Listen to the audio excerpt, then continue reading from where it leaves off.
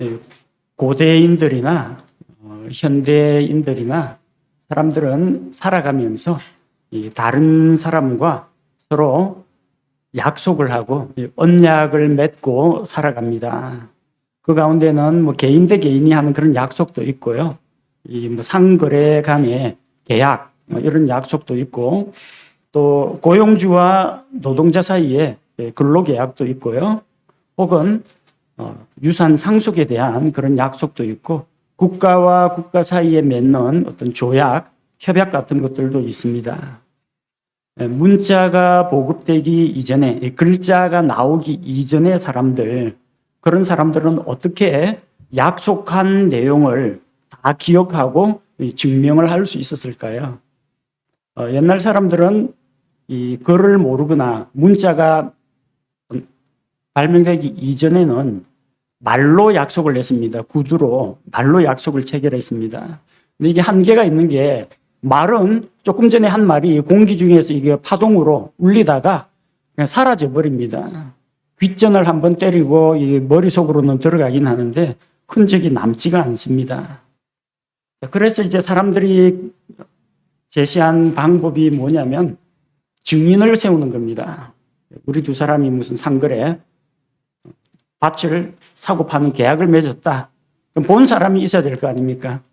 두 사람만 있는 자리에서 돈 주고 밭을 샀다 말로 계약을 하면은 나중에 돈만 받고 나 판 적 없다, 그럴 수가 있거든요. 그래서 입회인을 세웁니다. 동네 사람들 가운데 명망 있는 사람을 내세워서 증인이 되어 달라고 합니다. 그런데 이 증인도 또 한계가 있습니다. 증인이 이게 기억이 흐려질 수가 있거든요. 그리고 그때는 이 사람 공정하게 자기가 그 상황을 목격했는데 나중에 두 사람 중에 한 사람하고 사이가 안 좋아졌어요. 그러니까 그 사람 편 안 들고 엉뚱한 이야기하고 불리한 증언, 거짓말을 할 수도 있다는 겁니다. 사람이다 보니까. 그리고 이 증인이 천년 만년 사는 사람이 아니에요. 나이 들고 늙으면 그냥 죽습니다. 죽고 나면 입증해 줄 사람이 없어지는 겁니다. 증인을 세우는 것도 한계가 있어요.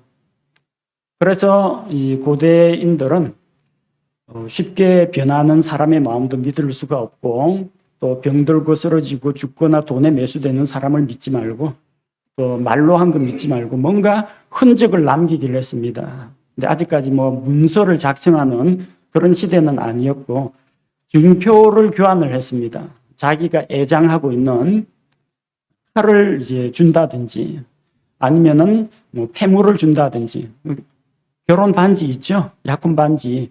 반지를 빼가지고 준다든지, 그런 식으로 약속을 하고 약속을 증명을 했습니다. 근데 문제는 증표로 받은 반지를 잃어버린다는 겁니다. 그렇다고 해서 뭐 결혼 관계가 깨지는 건 아닙니다만, 이 증명할 수 있는, 그때 뭐 사랑을 맹세하면서 반지를 끼워줬는데 그 반지를 잃어버렸다, 사랑이 식었다, 반지 어쨌냐, 다른 사람 줬느냐, 오해를 살 수도 있는데, 문제는 그 증표가 영원하지가 않다라는 거예요. 누가 훔쳐갈 수도 있고 잃어버릴 수도 있는 겁니다. 제일 안전한 방법은 뭐예요? 그 증표를 자기 몸에 새기는 겁니다. 하나님께서 아브라함과 언약을 맺으셨습니다. 그리고 여러 차례 그 언약을 확인시키고 재확인시키고 여러 차례 나타나서 말씀하셨습니다. 갈대아 우르에서만 말씀하신 게 아닙니다. 하란에서도 말씀하셨습니다.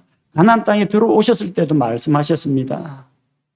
거듭거듭 약속을 하시고 환기시켜 주는데, 그 약속을 이제 보증을 하기 위해서 증표를 주셨습니다. 어떤 증표를 주셨느냐? 몸에 새기는 할례 언약을 통해서 증표를 주셨습니다. 그래서 하나님의 그 언약의 증표가 아브라함의 자손들의 몸에 새겨지도록 하신 겁니다. 우리는 신약교회 성도들이기 때문에, 유대인이 아니기 때문에 할례를 받지는 않습니다. 그러나 우리는 하나님께서 아브라함과 그의 자손들을 대상으로 언약을 세우시고 언약의 증표인 그 할례를 받도록 하셨는데, 그 할례 언약에 대해서 살펴보고 하나님의 뜻과 계획을 묵상하면서 오늘날 우리에게 이것이 어떻게 적용이 되는지 함께 생각해 보고자 합니다. 이 할례 언약을 주신 배경을 살펴보면은 1절 말씀해 보니까 아브라함이 99세였을 때 하나님께서 그에게 나타나셨습니다. 나타나서 어떤 하나님으로 나타나셨느냐? 나는 전능자 하나님이니라. 전능하신 하나님께서 그에게 나타나셨습니다. 아브라함이 99세라는 거, 100세 되기 딱 1년 전이네요. 대부분 이 사람들은 9를 큰 숫자라고 합니다. 그래서 뭐 결혼할 때도 이제 9자 넘기지 말라, 9수를 넘기지 말라 그런 말이 있을 정도로 9 지나면 바로 10이나 100이나 이게 되어버리기 때문에 아브라함이 99세라는 것은 아주 늙은 나이라는 겁니다. 아이를 낳을 수 없는 나이라는 겁니다. 육체의 노화로 인해서 자녀를 생산할 수 있는 그런 소망이 끊어졌습니다. 몸의 기력도 쇠해 있습니다. 하나님으로부터 약속을 받은 지 24년이 지났어요. 아브라함이 가나안 땅 들어왔을 때가 75세였습니다. 지금 99세입니다. 24년이 지났는데 아직까지 사라에게는 태기가 보이지 않습니다. 하나님께서 약속하셨지만 내 씨가 이와 같으리라 약속하셨지만 그 씨 가운데 아이 하나도 보이지 않습니다. 하지만 전능자 하나님이 나타나셨습니다. 전능자 하나님 앞에서는 사람의 나이나 건강은 환경은 전혀 문제가 되지 않는다는 겁니다. 그래서 하나님께서는 2절에서 4절 말씀을 통해서 하나님께서 아브라함과 자신 사이에 언약을 맺어서 그를 번성하게 하고 또 많은 민족들의 조상이 되게 하겠다 약속을 하셨습니다. 누구를 대상으로 약속을 하셨느냐? 7절 말씀해 보니까 내가 내 언약을 나와 너와 내 뒤를 이을 내 씨 사이에 대대로 세워 영존하는 언약으로 삼는다고 하셨습니다. 아브라함과 아브라함의 씨, 아브라함의 후손과 그러니까 아브라함 언약은 아브라함과 하나님 사이에만 있는 것이 아니라 그 후손에게도 적용이 되는 언약이라는 겁니다. 그리고 그 언약의 내용이 8절 말씀에 나오죠. 8절 말씀에 보니까 내가 너와 내 뒤를 이을 내 씨에게 내가 나그네로 거하는 땅, 곧 가나안 땅을 온 땅을 주어 영존하는 소유가 되게 하고 나는 그들의 하나님이 되리라 하시니라. 하나님께서 아브라함과 그 씨에게 이 팔레스틴 땅, 그 가나안 땅을 상속유산으로 주겠다고 하셨습니다. 그 소유로 주겠다고 하셨고 또 하나님께서 아브라함의 하나님, 아브라함의 자손들에게 그들의 하나님이 되겠다고 하셨습니다. 자, 그래서 이 아브라함의 언약 아래에 있는 자들은 누구나 하나님의 백성이 된다는 것입니다. 그리고 언약을 맺고 아브라함이 잊어버리지 않도록 또 자자손손 그 언약이 영원하다는 것을 입증하기 위해서 한 증표를 주었습니다. 그래서 11절 말씀에 하나님께서 너와 내 씨, 아브라함의 후손들은 포피의 살을 베어내라고 했어요. 그것이 나와 너희 사이에 맺는 언약의 증표가 될 것이다. 할례를 받으라고 했습니다. 할례라는 것은 남성 생식기의 끝, 포피를 잘라내는 것을 말합니다. 누가 이 할례를 받아야 되느냐? 할례의 대상은 12절 말씀과 같이 그의 집안에서 태어난 자든지 돈으로 산 자든지 모든 사내 아이가 다 포함이 됩니다. 아브라함의 집안에 속한 모든 남자가 그 대상이 된다는 겁니다.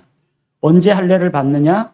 태어난 지 8해가 되면 제8일에 할례를 받아야 합니다.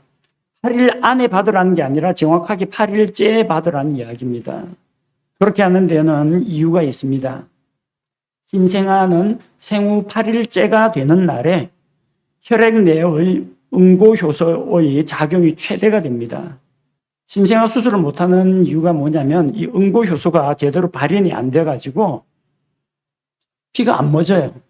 과다출혈로 죽는 일이 생깁니다. 신생아에게 칼 대는 건 위험합니다. 근데 제8일째에는 응고효소가 아주 활발하게 작용을 합니다. 성인 남자의 120% 활동을 합니다. 그 다음에 자라면서 점점 정상치로 돌아오게 됩니다. 피가 가장 잘 멎고 응고가 되기 때문에 상처의 회복이 빠릅니다. 하나님께서 참 사람을 놀랍게 만드셨다는 것을 볼 수가 있는 거죠. 만약에 할례를 받지 않으면 어떻게 되느냐? 그것은 아브라함의 자손이 아닙니다. 하나님의 언약의 백성이 아닙니다. 자기 백성 중에서 할례 받지 않은 자는 이스라엘 회중에 들어오지 못하고 백성 가운데에서 끊어진다라고 했습니다.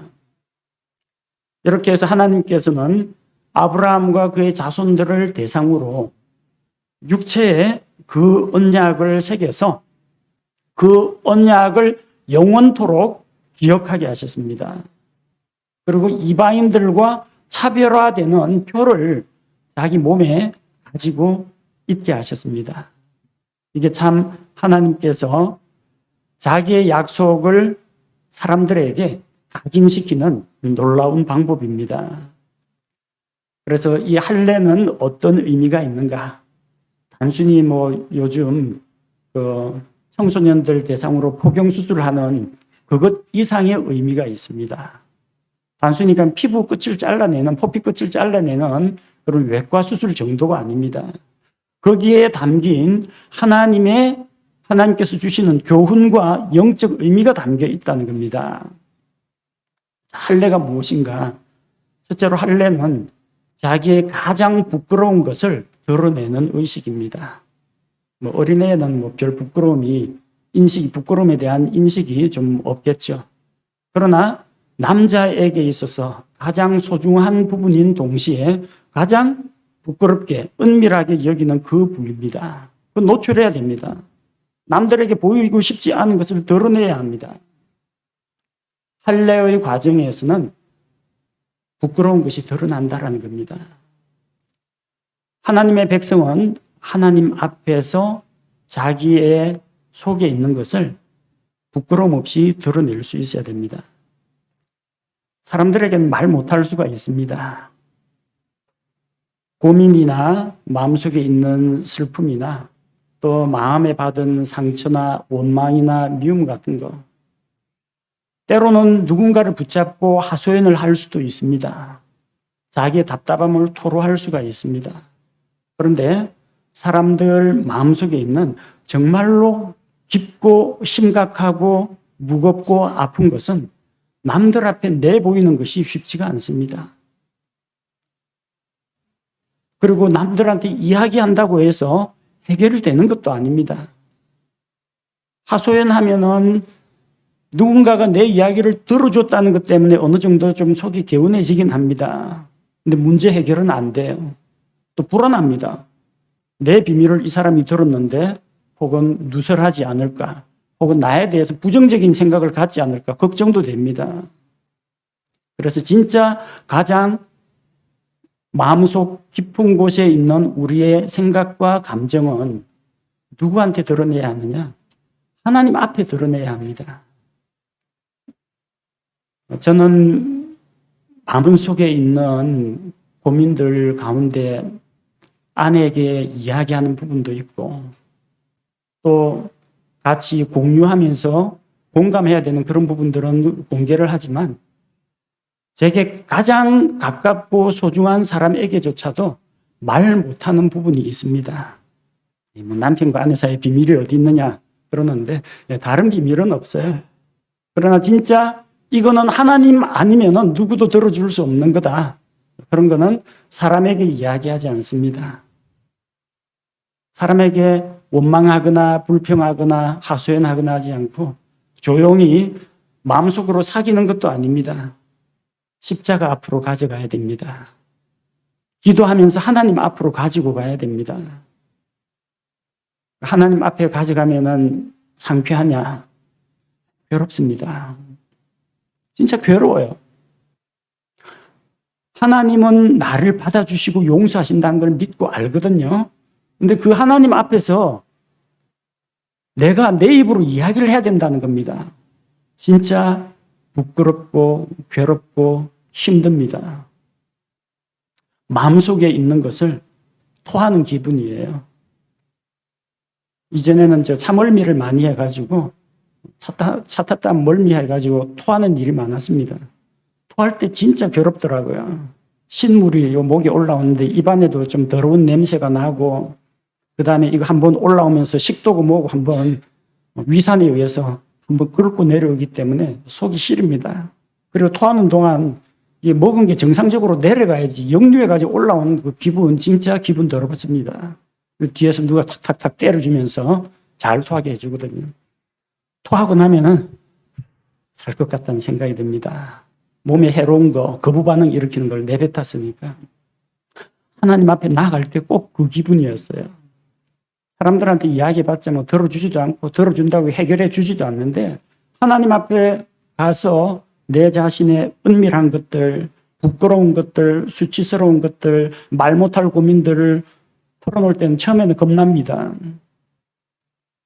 하나님은 이미 뭐 내가 말 안 해도 다 알고 계신데, 내가 내 입으로 자백할 때 진짜 괴롭습니다. 그런데 토를 하고 나면은 토하고 난 것처럼 마음의 평화가 찾아옵니다. 하나님이 들어주셨다. 내 기도를 들으신다. 그뿐만 아니라 열쇠는 하나님이 가지고 계신다는 것. 그리고 그렇게 털어놓고 하나님 앞에 내 부끄러운 걸 드러내고 울면서 기도하고 나면요, 마음속에 처음에 두려움과 괴로움 대신에 마음속에서 잔잔하게 밑에서부터 뭔가 차오르는 듯한 그런 느낌이 들어요. 하나님의 평강이 마음속을 채우는 것을 경험하게 됩니다. 할례의식은 단순히 외과 수술이 아닙니다. 내가 하나님의 백성이 됩니다. 그 하나님의 백성이 되는 그 과정, 의식인데, 그 과정에서 모든 것을 알고 나의 모든 것을 지켜보시는 그 하나님 앞에서 나의 수치, 나의 벌거벗은 것, 나의 가장 은밀한 부분, 나의 가장 소중한 부분 아낌없이 내놓습니다. 바로 그 과정인 것입니다. 성도 여러분, 여러분은 할례 받으실 필요가 없습니다. 자매님들은 할례의 대상도 아닙니다. 그러나 우리는 누구나 하나님 앞에 나아갈 때 이런 과정을 거쳐야 합니다. 나의 연약한 부분, 남에게 말하지 못하는 부분, 아니 말할 수 없는 부분, 말하기 부끄러운 부분도 하나님 앞에 나아갔을 때, 주님, 제가 하나님의 백성입니다. 하나님 앞에서 나의 이 모습 있는 그대로 가지고 왔습니다. 드러낼 수 있어야 한다는 겁니다. 둘째로 할례는 자신을 하나님의 백성으로 구별하는 의식입니다.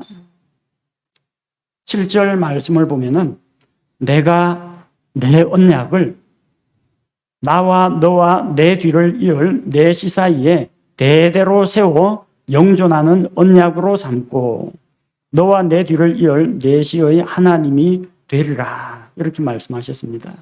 세상 모든 백성 가운데에서 그들을, 아브라함의 자손을 따로 구별해서 내 백성으로 삼겠다라는 겁니다.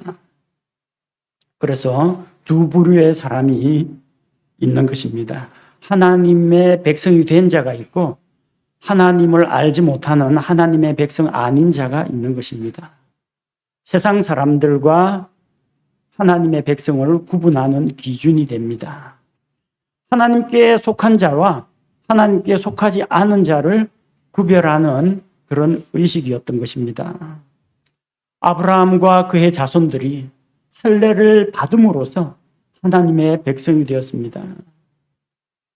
바꿔 말하면 그들은 할례라는 그런 의식을 통해서 내가 하나님의 백성이 되고 하나님은 나의 하나님, 우리의 하나님이 되시는구나, 이것을 그 할례 의식을 통해서 배우게 되는 것입니다. 그래서 성경을 읽다 보면은 이방인들을 가리켜서, 구약 성경에 보면은 이 블레셋 사람들을 가리켜서, 블레셋 사람들은 하나님을 믿지 않습니다. 하나님을 알지 못합니다. 그리고 이스라엘 사람들이 그들을 가리켜 뭐라고 합니까? 이 할례 받지 못한 사람들, 할례 받지 못한 짐승과 같은 자들 그렇게 이야기하죠. 할례는 하나님의 백성과 이방인을 구분하는 기준이 됩니다. 우리가 세상 사람과 구별되는 하나님의 백성이 된 증거가 무엇입니까? 여러분은 자신 한 사람 한 사람을 세상 사람과 차별화시키는 것이 무엇입니까? 그것은 교인 명부가 아닙니다. 그것은 침례가 아닙니다.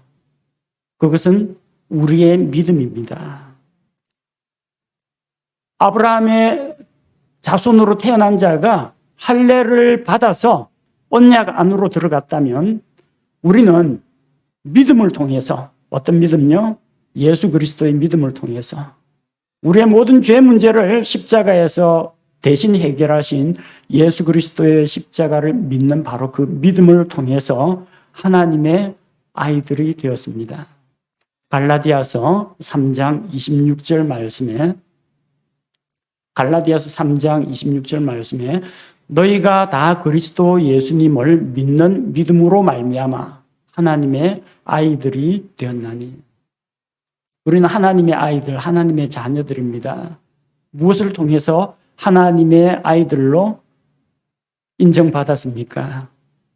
할례 의식이 아닙니다. 침례 의식이 아닙니다. 교회 출석이 아닙니다. 그것은 오직 우리의 믿음입니다. 우리는 믿음으로 세상 사람들과 구별됩니다. 믿음으로 하나님께 속한 자가 되었습니다. 믿음으로 하나님의 자녀, 하나님의 백성이 되었습니다.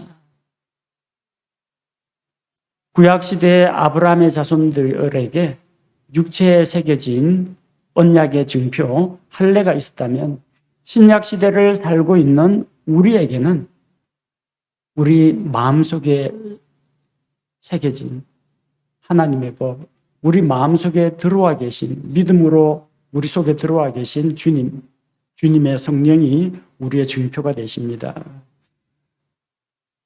셋째로 할례 의식은 고통과 회복을 경험하는 의식입니다. 사내의 아이, 남자 피부 가운데 제일 예민하고 자극에 민감한 부분이 바로 그 부분입니다. 가장 여리고 예민한 부위를 칼로 잘라냅니다. 그다음에 상처를 소독하고 지혈을 하고 그다음에 또 묶어두고 또 하루에 한 번씩 또 소독을 하고 이렇게 해가지고 상처가 아물기까지 기다려야 되는데 그 과정은 며칠 동안 괴롭습니다. 우리 여기 있는 청소년들 가운데 아마 경험해 본 학생들도 있을 것 같은데요. 그래서 그 부분에 외과 수술을 받고 나면은 옷 스치는 것도 불안합니다. 밖에 거동 못하는 것은 당연하고요.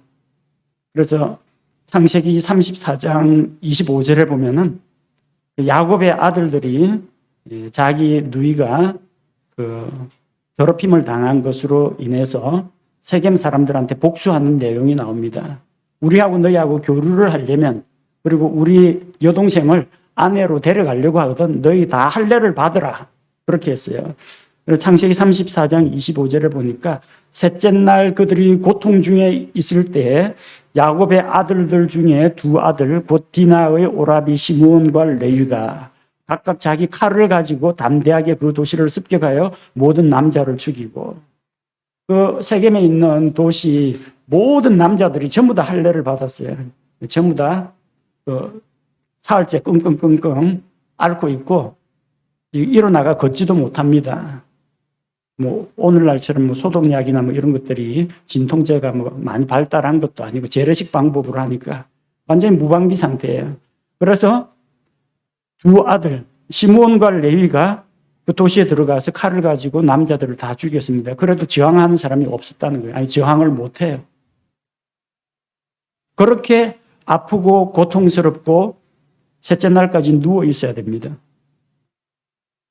그런데 그런 고통을 겪고 나면은 상처가 아물고 다시 건강이 회복됩니다. 그리고 이 하나님의 백성 아브라함의 자손 유대인들은 포피를 잘라낸 이후에는 더 깨끗하고 건강한 생활을 할 수가 있다고 합니다. 남성 위생에도 좋고요. 나중에 결혼을 해도 유대인 여성들 가운데는 자궁경부암 발병률이 다른 민족에 비해서 급격히 낮다라고 합니다. 왜? 유대인 남자들이 다 할례를 받고 깨끗하게 관리를 하기 때문에. 할례는 세례나 침례가 아닙니다. 그러나 서로 유사한 점들이 있습니다. 할례를 받죠. 상처를 입고 죽은 듯이 셋째 날까지 누워 있습니다. 완전히 죽은 건 아닙니다. 끙끙 앓고 있습니다. 신음하고 있습니다. 그리고 그 다음에 일어나서 건강하고 정상적인 생활을 할 수가 있습니다. 그래서 상처 입고 고통을 겪다가 다시 회복되어서 정상적인 생활을 하는 게 우리가 믿음으로 침례를 받는 것과 같습니다. 그리스도와 함께 죽어서 장사되었다가 그리스도와 함께 새 생명 가운데 일으켜지는 침례 의식과 같은 것은 아니고요. 유사한 점이 있다는 겁니다. 할례를 받고 고통 가운데 몸부림치다가 다시 건강한 몸으로 회복되는 것처럼 우리는 예수 그리스도와 함께 죽고 그분과 함께 새 생명 가운데에서 다시 일으켜지는 그런 경험을 하게 됩니다. 넷째로 할례가 어떤 의미가 있느냐? 할례는 하나님 앞에서 낮은 마음을 갖게 하는 의식입니다. 이 할례 언약을 주신 분이 누구시냐 하면요. 창세기 17장에서는 그 하나님이 전능자 하나님으로 드러나 있습니다. 전능자 하나님께서 할례 언약을 주셨습니다. 할례를 받는 하나님의 백성 유대인들은 전능하신 하나님 앞에서 자기들이 정말로 낮고 천한 존재라는 것을 인정하게 됩니다. 그리고 우리가 거룩하고 능력이 많으신 그 하나님의 백성이 되었다는 것으로 인해 기뻐하고 만족합니다. 할례를 받는 것은 단순한 사람의 살을 찢는 외과 수술이 아닙니다. 진정한 할례는 몸의 할례를 받는 것이 아니라 마음의 할례를 받아야 합니다. 이 할례 언약이 계속해서 대대로 내려가다 보니까 처음에 하나님께서 주신 이 할례 언약의 정신과 그 개념은 흐릿해지고 사람들이 하나의 그냥 편한 지 8일 사내 아이 자르자 이런 식으로 습관적으로 행하고 자기가 할례 받은 하나님의 백성이다. 내가 전능하신 하나님의 백성이 되었다. 거룩한 민족이 되었다. 이런 의식은 없이 그냥 우리는 남들과 달라. 차별화하는 그런 정도에 그치는 자들이 많았다는 겁니다. 그래서 예레미야 대언자의 글에 예레미야 9장 26절 말씀을 보면은 예레미야 9장 26절 이들은 이집트와 유다와 에돔과 암몬 자손과 모압과 가장 먼 구석에 있어 광야에 거하는 모든 자들이니라. 이 모든 민족들은 할례를 받지 아니하였고 민족들을 할 때 복수형으로 사용되면 이방 민족을 말합니다. 그들은 육체의 할례를 받지 않았습니다. 이스라엘의 온 집은 육체의 할례는 받았습니다. 그거 안 하면 회중 가운데서 끊어지니까. 이스라엘의 온 집은 마음의 할례를 받지 않았다고 했습니다. 진짜 중요한 것은 자기 피부에 몸의 할례를 받는 것이 아니라 마음의 할례를 받는 것입니다. 즉 자신의 포피의 끝을 잘라내는 그런 것이 아니라 자기 마음을 찢고 마음을 하나님 앞에서 내어놓는 것을 이야기합니다. 신명기 10장 16절 말씀해 보니까 신명기 10장 16절 그러므로 너희는 너희 마음의 포피에 할례를 행하고 다시는 목을 뻣뻣하게 하지 말지니.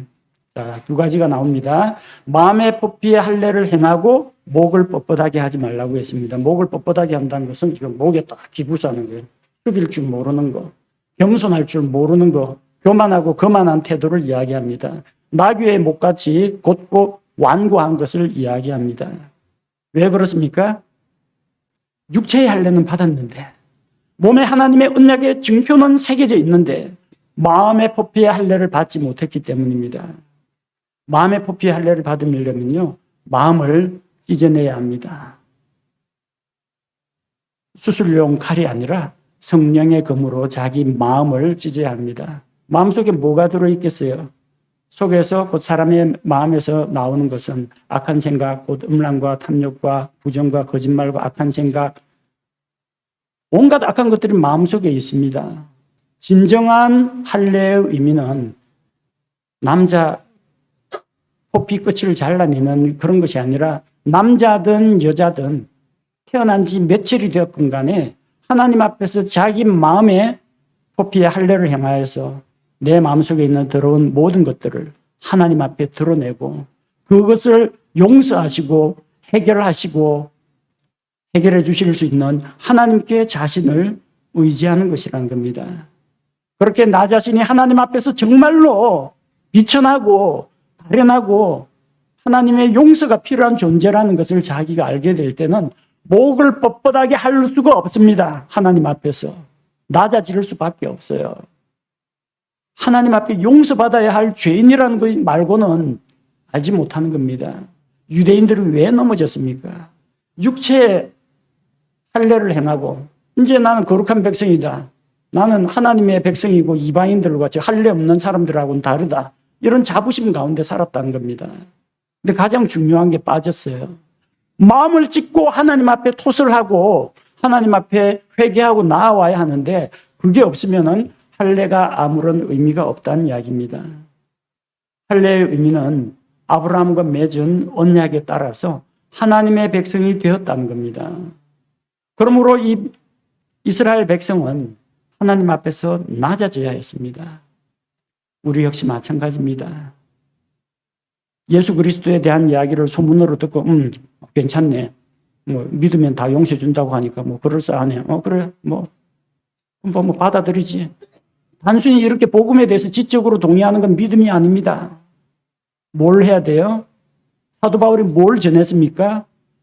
하나님을 향한 회개와 우리 주 예수 그리스도에 향한 믿음을 선포했다고 했습니다. 회개와 믿음입니다. 같이 가야 됩니다. 왜 예수님을 믿습니까? 복 받으려고요? 천국 가려고요? 왜 예수님을 믿습니까? 천국 어떻게 갑니까? 죄 문제 해결해야 갑니다. 회개가 먼저입니다. 회개가. 마음을 찢는 것이 먼저입니다. 우리는 육체의 할례를 통해서 회개를 하는 게 아닙니다. 하나님 앞에 우리 마음을 찢고 우리의 연약한 죄악된 모습을 드러내고 어찌할 수 없는 죄인이 오직 하나님만 바라볼 수밖에 없어 유일하신 구원자인 예수 그리스도를 의지하오니 주님 나를 구원하소서. 이렇게 할 때 누가 하나님 앞에서 감히 고개를 뻣뻣이 쳐들 수 있겠습니까? 겸손해질 수밖에 없다는 겁니다. 낮아질 수밖에 없습니다. 구원받은 백성은 우리의 행위로 구원받은 것이 아니기 때문에 하나님의 은혜로 값없이 구원받았기 때문에 낮아지고 겸손해진다는 것입니다. 이것이 할례에 담겨 있는 영적인 의미인 것입니다. 우리 신약 시대를 살아가는 그리스도인은 유대인들과 같은 할례는 받지 않습니다. 우리는 아브라함의 몸에서 태어난 자들이 아니기 때문입니다. 그러나 우리는 하나님 앞에 나아갈 때 또 하나님의 백성, 하나님의 사람이 되려면 마음의 할례를 받아야 합니다. 겉으로 육체에 행하는 할례가 아니라 마음의 할례를 받아야 합니다. 로마서 2장 28절, 29절. 로마서 2장 28절에서 29절. 이는 겉으로 유대인이 아니요 겉으로 육체에 행하는 할례가 그 할례가 아니기 때문이라. 오직 속으로 유대인이요 할례는 글자 안에 있지 아니하고 영 안에 있는 마음의 할례니라. 이런 사람에 대한 칭찬은 사람들에게서 나지 아니하고 하나님에게서 나느니라. 영 안에 있는 마음의 할례를 받아야 합니다. 신명기 10장 16절에서 말씀하신 것처럼 몸을 찢지 말고 우리 마음을 찢어야 합니다. 우리 마음의 포피의 할례를 행하여 마음속에 있는 온갖 더러운 것과 추한 죄들을 하나님 앞에 다 드러내고 회개하여 새로운 사람이 되어야 하는 것입니다. 우리는 이미 예수 그리스도를 믿음으로 말미암아 그리스도의 할례를 받았습니다. 이스라엘 백성의 할례는 율법에 따라서 몸에 새긴 언약의 증표입니다. 그러나 우리는 예수님을 믿을 때 그리스도의 할례로 할례를 받은 자들입니다. 골로새서 2장 11절 말씀을 보니까 골로새서 2장 11절 또한 그분 안에서 그리스도의 할례로 말미암아 육신의 죄들에 속한 몸을 벗어버림으로 손으로 하지 않은 할례로 할례를 받았느니라. 우리는 이미 영적인 할례를 받았습니다. 사람이 죄를 지음에 따라서 육신의 정욕, 안목의 정욕, 인생의 자랑, 육에 속한 것을 따라서 아담의 혼이 그렇게 결정을 내렸습니다. 하나님 앞에 죄를 지었죠. 영과 혼과 육이 있는 사람이 육을 따라 사는 자가 되었습니다. 그래서 육신이 죄 짓는 것에 대해서 누가 책임져요? 혼이 책임을 집니다. 혼이 의사결정을 하고 선택을 하기 때문에. 그래서 몸으로 죄를 지었는데 나중에 몸은 이 땅의 흙으로 묻히겠지만 혼이 결국 그 사람의 인격체의 본질이기 때문에 영원한 지옥의 형벌을 받아야 합니다. 육에 속한 사람이 이제 벗어나서 영의 사람이 되어야 합니다. 영적인 할례 누가 합니까? 오직 하나님만이 하실 수가 있습니다. 죄악에 길들여지고 또 죄에 탐닉하는 옛사람, 육신에 속한 몸, 그것을 끊어버리는 것입니다. 오직 하나님의 말씀만이 이것을 가능하게 합니다. 히브리서 4장 12절 말씀에 하나님의 말씀은 살아있고 권능이 있으며 양날 달린 어떤 검보다도 예리하여 혼과 영과 및 관절과 골수를 찔러 둘로 나누기까지 하고 또 마음의 생각과 의도를 분별하는 분이시니 하나님의 말씀은 외과 수술 칼이 닿지 않는 우리 마음속 깊은 곳을 찌를 수가 있습니다. 육신에 연합한 그 연결고리를 끊을 수가 있습니다. 육신에 속한 죄의 몸을 벗어버리게 할 수 있습니다. 그리고 끊어지는 대신에 성령님을 통해서 새 사람과 연합하게 할 수가 있습니다.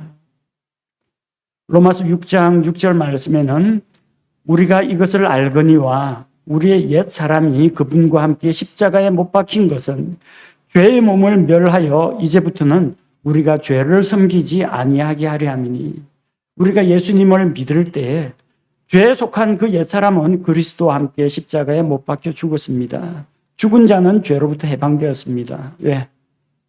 죽으면 더 이상 죄의 삭은 사망인데 죽었기 때문에 더 이상 사망의 삭을 받아낼 수가 없습니다. 법은 살아있는 자들에게 적용되는 거지 죽은 자에게 적용되지 않습니다.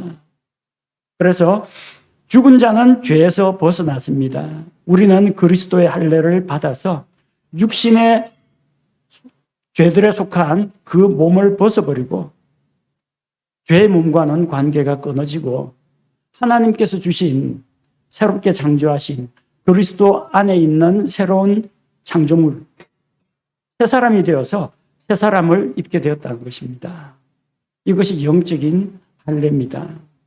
아브라함의 자손들이 할례를 통해서 하나님의 백성이 된 것처럼 우리는 예수님을 믿을 때 그리스도의 할례를 통해서 죄와는 작별하고 죄의 몸과는 결별을 하고 그리스도 안에 있는 하나님이 주신 새 사람을 입어 하나님의 백성이 되고 하나님의 자녀가 된 것입니다. 할례가 아니라 믿음으로 말미암아 우리는 하나님의 약속의 백성, 언약의 백성이 되었습니다. 아브라함과 그 후손들은 하나님께서 주신 언약의 증표를 자기 육체에 새겼습니다. 그것이 할례 의식입니다. 그리고 평생 자기가 하나님의 백성이요 주님은 자기 하나님이라는 것을 기억했습니다. 우리는 그런 육체에 새긴 언약의 증표는 없습니다. 그러나 우리가 하나님을 향하여 회개하고 예수 그리스도의 믿음을 가질 때 마음을 찢고 하나님 앞에 죄들을 드러내고 회개하고 구원자 예수님을 믿음으로 말미암아 새롭게 변화를 받았습니다. 우리는 그리스도의 할례를 통해서 죄의 몸을 벗어버렸고 하나님 주시는 새 사람을 입은 자들입니다. 그렇게 믿음으로 말미암아 하나님의 자녀가 되었고 하나님의 백성이 되었고 하나님은 나의 하나님이시다. 그렇게 고백할 수 있게 되었습니다. 이스라엘 백성이 자기가 하나님의 백성이 된 것을 자기 몸에 새겼던 것처럼 우리는 우리가 예수님을 믿어서 하나님의 자녀가 된 것을 평생토록 우리 마음판에 새기고 살아가야 합니다. 이것은 지워지지 않는 하나님의 언약의 증표인 것입니다. 함께 기도하겠습니다. 하나님 아버지, 아브라함에게 언약을 주시고 그 언약을 잊어버리지 않도록 몸에 할례를 통해서 새기게 하신 것을 기억합니다. 수많은 세대를 거쳐 내려오면서도 지금도 유대인들은 할례의 언약을 지키고 있습니다. 하지만 그럼에도 불구하고 할례의 언약을 육신에 행하는 할례만 생각하고 하나님 앞에 마음을 찢고 돌아오지 못한 이스라엘 백성들이 많이 있습니다. 하나님의 때에 그들이 회개하고 다시 돌아올 터인데 신약 시대를 살아가는 우리 성도들이 이를 통해서 교훈을 받고 깨달음을 얻게 하옵소서. 하나님 앞에서 우리의 더럽고 부끄러운 모습들을 숨김없이 드러내게 하시며 우리가 믿음으로 말미암아 하나님의 소유가 되었고 세상 사람들과 차별화되었다는 것을 기억하게 하시고 또한 우리가 그리스도와 함께 죽고 그리스도와 함께 새 생명 가운데 일으켜진 것을 확신하며 나의 공로가 아닌 예수님의 십자가의 공로로 우리가 하나님의 자녀가 되었으니 하나님 앞에서 언제나 겸손한 마음을 품게 하여 주옵소서.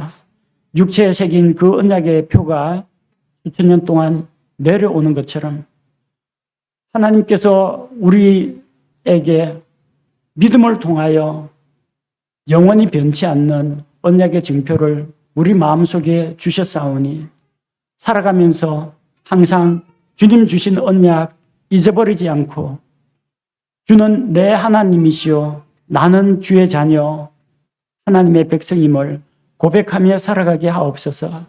예수님의 이름으로 감사드리며 기도합니다. 아멘.